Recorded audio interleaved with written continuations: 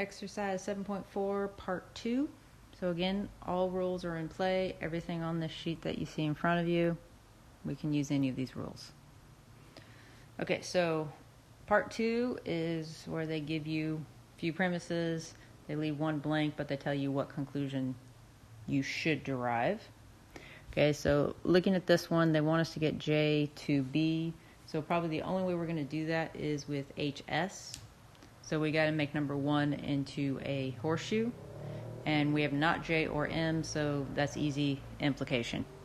So we'll just take J to M, 1 implication. And then we have our M's lined up, so we can just drop down the J and drop down the B. And then we're just going to be using 2 and 3 HS. Okay, looking at number 2, they want us to get F horseshoe N, which is right there. But right now, it's not in the right order. So we're going to do exportation, and we'll end up with this.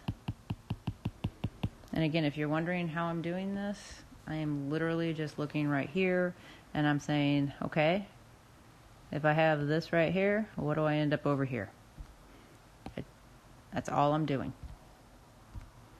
Okay, so now that I have exportation, then I'm just going to apply 2 and 3 modus ponens.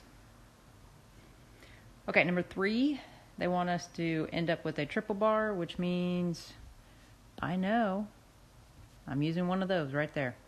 That's it. And since they gave me 2 horseshoes, it's going to have to be this top one right here. So the horseshoes are connected with a dot. Well, let's just put them together.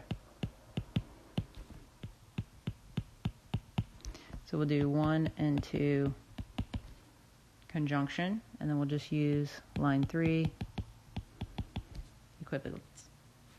Okay, and then on 4, okay, so they got us with G or T, so I see G and T right here, so let's just do 1 and 2 CD, and then we'll just get K or K. And then K or K is a simple tautology of line 3. Okay, so again, if you have questions, email me. Otherwise, the next video, we will move on to doing actual proofs.